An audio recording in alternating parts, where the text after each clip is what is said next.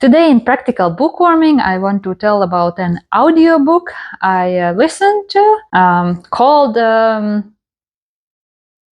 Healing the Trauma by Peter A. Levine.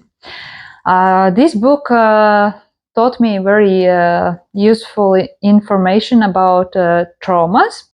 For example, trauma basically is any shock we experience. For example, even if a super loud car or a motorcycle suddenly just fastly vroom, goes past us, it can create trauma for us because it's shock. And when this shock doesn't get resolved, we have these trauma symptoms. So yes, trauma always needs to be resolved. That is because when we experience trauma, our body gets like supercharged with this energy, with a purpose, protect our lives. If we think of an analogy for this, then it could be like hitting the gas and brakes at the same time. Biggest problem is that human consciousness, the newest part of the brain, starts like judging our trauma response, especially if we go into this immobility response and we just freeze and we don't escape or fight back. Then our this part of brain judges it as a weakness and something bad, and we feel ashamed, and the process necessary for releasing trauma gets stopped. Then all this huge resource of energy that has been activated in our body, whole body, to save our lives, gets trapped, and it needs to be released.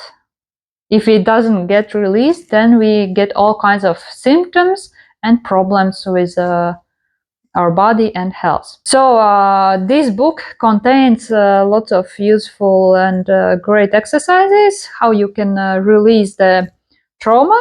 And one important thing to remember is that trauma cannot be resolved only psychologically by going to psychologists and talking about. It needs to be done both psychologically and physically, and resolved also in the biological level in our body.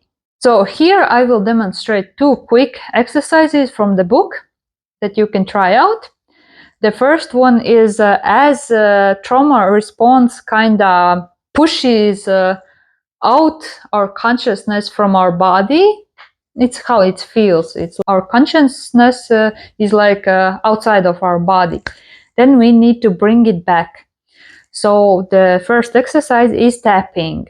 You just take all body parts one by one and tap, like for example my palm, and say to yourself, this is my palm, it is part of my body. Then you move to other hand and move to the other side. This is the back of my palm, it is part of my body. And then you move around to different parts of the body, so your consciousness, your perception will return to your body, and it will resolve that disconnection.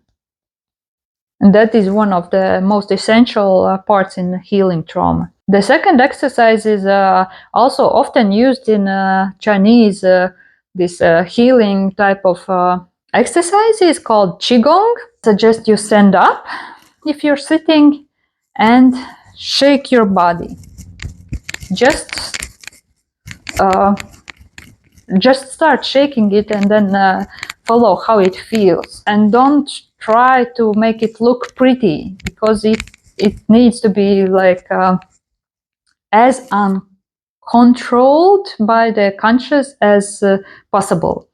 This is exercise that the author, Peter, has borrowed from the Observing the Wild, where prey who have been hunted by predators have barely escaped the death, and then they for example, the gazelles or deers, when they escape a predator that has been hunting them, then they shake uncontrollably and have these the deep, spontaneous breaths. They literally shake the trauma off, because if they stay in this traumatized state, then they are practically dead, because they have threats all the time and they can't function and survive. Just try it out. Shake in different ways, speeds, and directions. And you can do it alone, somewhere where nobody sees, so you don't have to feel ashamed for doing weird things.